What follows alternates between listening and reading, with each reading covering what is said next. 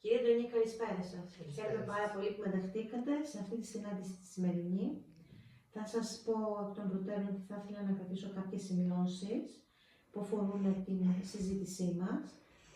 Θα ήθελα να ξέρετε ότι η συζήτηση αυτή είναι απόλυτη, τίποτε δεν θα βγει παρά έξω από αυτό το δωμάτιο. Και θα ήθελα να σας ρωτήσω αν μπορώ να σας μιλήσω στον ελληνικό αριθμό ή όχι. Εννοείται. Ωραία, σας ευχαριστώ πάρα πολύ. Ήρθαμε σήμερα να συζητήσουμε ένα επαγγελματικό ζήτημα που σας απασχολεί, γιατί νομίζω ότι αυτός είναι και ο λόγος που σήμερα βρίσκομαι εδώ μαζί σας. Θα θέλατε να μου πείτε όμως εσείς μερικά σας λόγια, τι είναι αυτό που πρέπει να σας οδήγησε εδώ σήμερα, στη σημερινή συζήτησή μας. Νιώθω ότι δεν έχω πλέον την ενέργεια που είχα τα πρώτα χρόνια που εργαζόμουν. Αγαπώ τη δουλειά μου, αγαπώ τη διδασκαλία, όμως η καθημερινότητα και όλος αυτός ο φόρτος εργασίας που με πνίγει κάποιες φορές μέχρι και στο Σαββατοκύριακο δεν μου αφήνει ενέργεια και νομίζω ότι κάποιες στιγμές χάνω και το ενδιαφέρον μου για αυτό που κάνω. Πολύ σωστά. Το καταλαβαίνω βέβαια, γιατί είναι πολλές οι ώρες της εργασίας σας.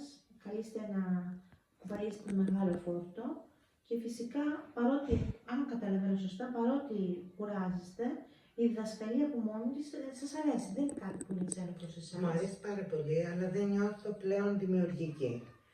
Μάλιστα. Και αυτό με προβληματίζει, γιατί έχω ευθύνη και απέναντι στους μαθητές, αλλά και ευθύνες που δεν μου επιτρέπουν να μην εργάζομαι. Απέναντι στο παιδί μου, στην οικογένειά μου. Σωστά. Είναι πολύ σημαντικό όμως που αναγνωρίζετε από μόνοι σας η ίδια αυτή την ανάγκη για την αλλαγή. Θα λέμε πως αυτή τη στιγμή να ζητάτε κάτι πιο ήρεμο και ίσως πιο ισορροπημένο, ή αυτό που θα σας φέρει μεγαλύτερη ισορροπία μεταξύ προσωπικής, επαγγελματικής και οικογενειακής ευτυχίας και ζωής. Ακριβώς, δεν θέλω να απομακρυνθώ από το κομμάτι της διδασκαλίας ή της βιολογίας. Την αγαπώ τη βιολογία. Και τη διδασκαλία επίσης. Απλά θα ήθελα ένα πιο ανθρώπινο ωράριο και κάτι που να μου επιτρέπει να είμαι πιο παραγωγική, πιο δημιουργική.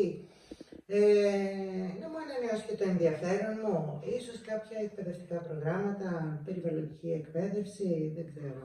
Ωραία. Περνάνε διάφορα. Αυτό δείχνει ότι έχετε μια ξεκάθαρη εικόνα για τα ενδιαφέροντά σας, ότι δεν είναι ότι ξαφνικά σας ήρθε να αλλάξετε αντικείμενο σπουδών μετά από 25 χρόνια και περισσότερο διδασκαλίας.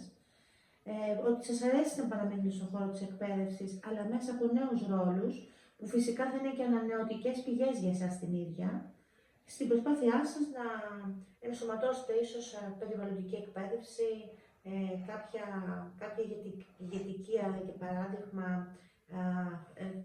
παρουσία στον χώρο μιας επαγγελματικής ερευνητικής ομάδας πλέον βιολόγων.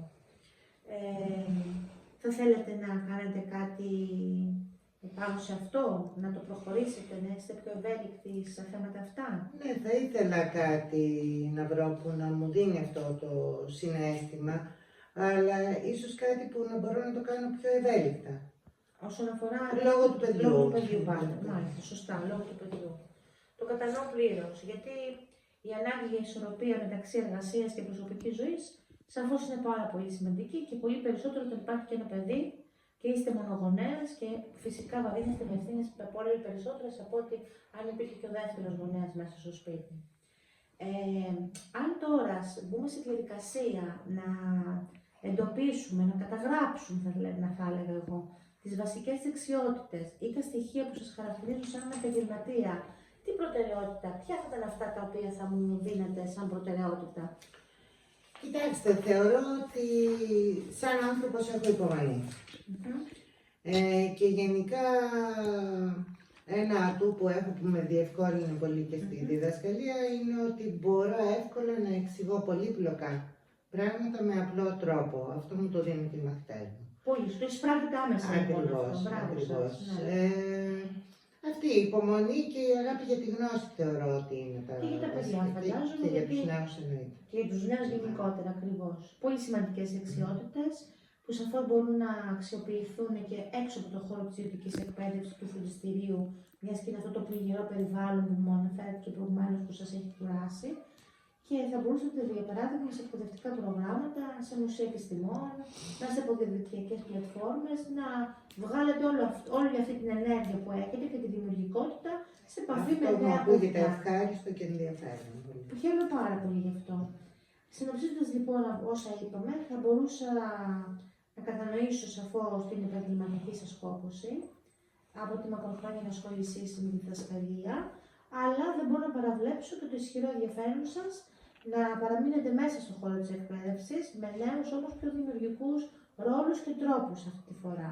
Ακριβώς, αυτό είναι το επιθυμητό. Ωραία.